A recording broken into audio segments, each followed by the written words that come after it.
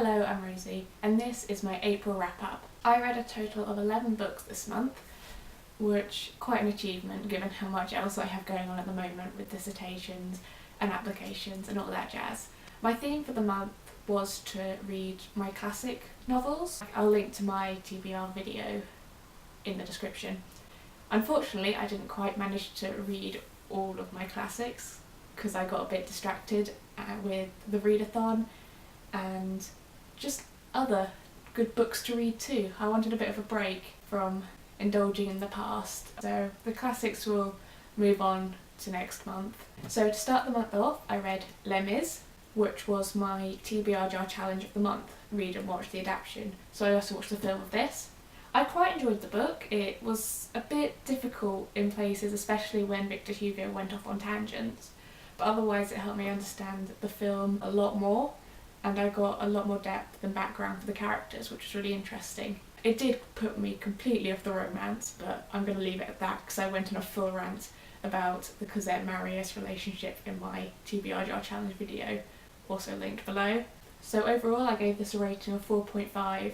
I quite enjoyed it. It is really long, so you need a lot of time and willpower to get through it, so I don't recommend reading it while you've got other stuff on. I was exhausted by the end of it, but very, very proud of myself.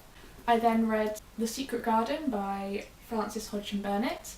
This was really nice to read after the epic that was Lemmas. It's written for quite a young age range, so it was very easy to get into and switch off to and just enjoy the story.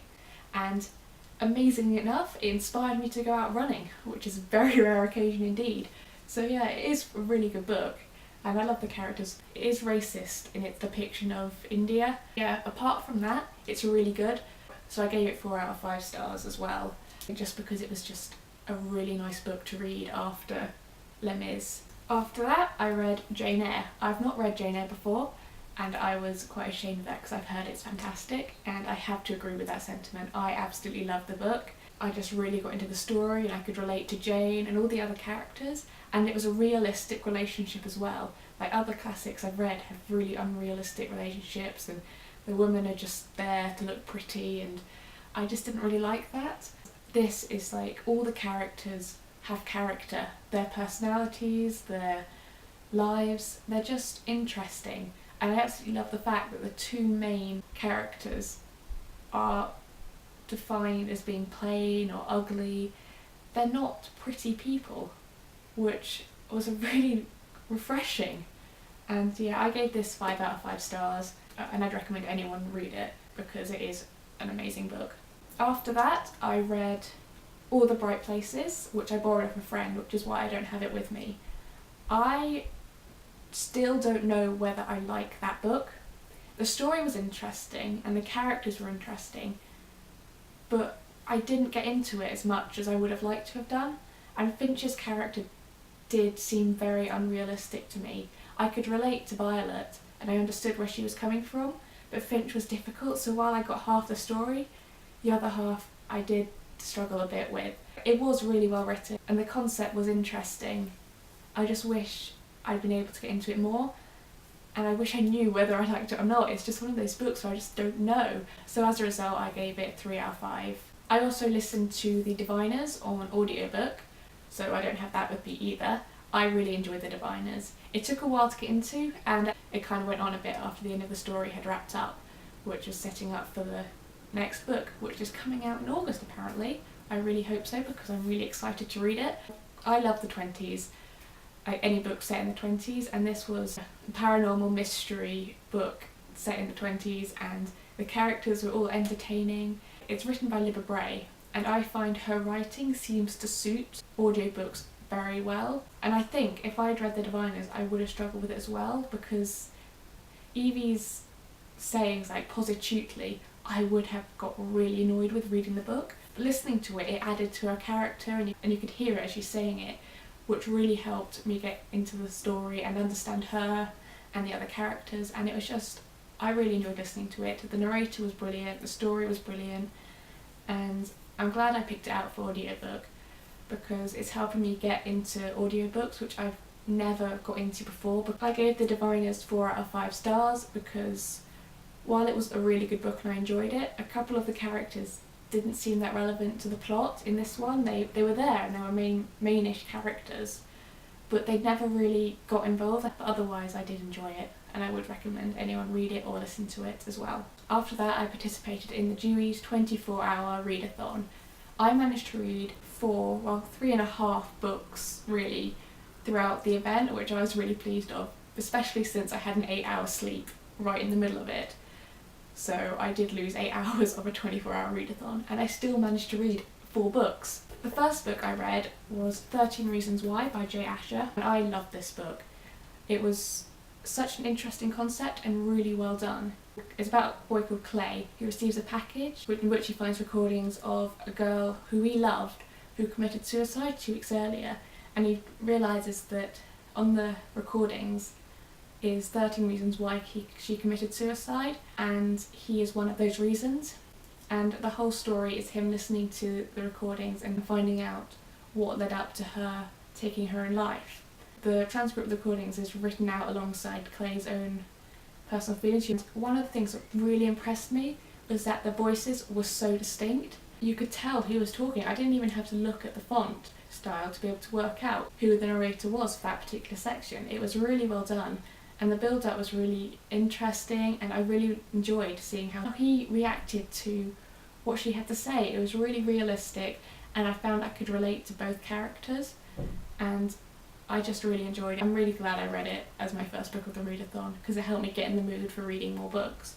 I gave this one 5 out of 5 stars, and I'd have to say it's definitely one to read. I then read Bright Young Things by Anna Godbersen. This was another book set in the 20s, and I really liked her The Lux series, somewhere in the late 1800s, I think. I can't remember the exact date, and I really liked them. So I thought I'd quite like this one too, because I enjoyed the 20s and I enjoyed her writing style. However, I was slightly let down. The characters were so difficult to like, so it was really difficult to actually get to grips with the characters.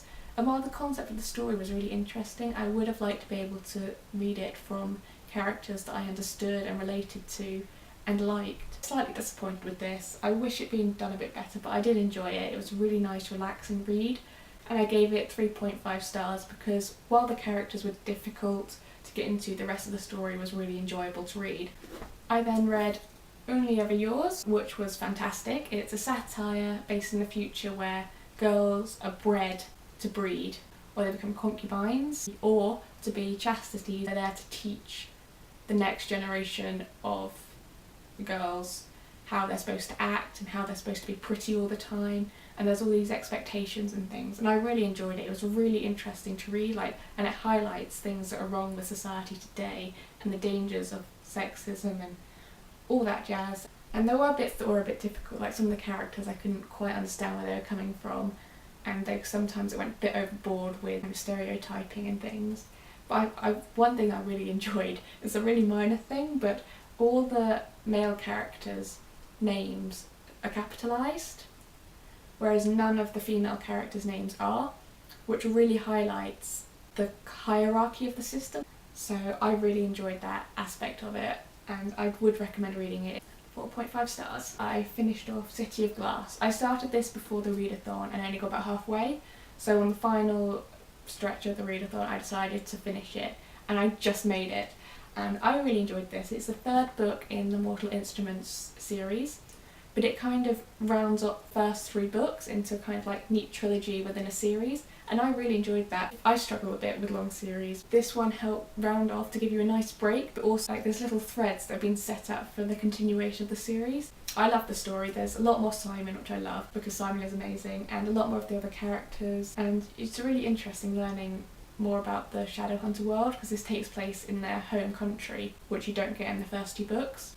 So I'm looking forward to continuing the series. So this one I gave 4 out of 5 stars. The next book I read was The Name of the Star by Maureen Johnson. This is about a girl called Rory who moves to London. While she's there, there are a number of murders reminiscent of the Jack the Ripper killings. And Rory soon finds out that she has a special gift, and she ends up having to use this gift to help catch the killer. But when I started it, I was worried it was going to be very similar to The Diviners, because both have a paranormal aspect, catching murders that are reminiscent of historical murders in the world that they're based in. The main characters have these special gifts that they use to help catch the killer. But they're both very different, both writing style, also in the plot and the kind of area around it. Like, the Divine is a lot more mystical, whereas this one's more based on real life and it's set in the modern day rather than in the past. And I really enjoyed this. The writing style wasn't quite up to scratch as it could have been. Reaction of the media was a little bit difficult to understand. I don't really see the media reacting the way they do in the book. And the whole idea behind it was really interesting, and I will like to see how it continues in another Shades of London book. I did enjoy this, and I think I gave it a rating of 3.5 stars because there's lots of potential, but it didn't quite live up to it. But the story was really good, and I just enjoyed sitting there reading it. Like, I got a bit hooked, and I got slightly scared at one point. Lastly, I read All I Know Now by Carrie Hope Fletcher. This is her first book, and it's an advice book for young girls. I say girls, it could be read by either boys or girls, but given that it's based on Carrie's own personal life experiences, I think girls are more likely to be able to relate to it. I do wish I'd had this book when I was younger because it would have helped a lot with getting settled and improving my own life experience. But reading it now, I've kind of been inspired to kind of change my life around a bit, be a bit kinder to people and do more for myself. These kind of books are quite rare. It's really difficult to find these advice books for young girls who need them in this world today. It's a difficult world to grow up in, and I do recommend people read it. The voice is so distinctive. You can tell it's Carrie who's written it, and it's really enjoyable seeing her put her own personality in full in the book. You can read it in her voice, which is fantastic, and I absolutely love the book. I gave it 4.5 stars because it does get a little bit repetitive at times. I do think that some parts weren't quite as helpful as others, but given that there's very few books like this out there, and it is quite an important book for young people growing up, I do think it deserves 4.5 out of 5 stars, and I'm really glad I got it.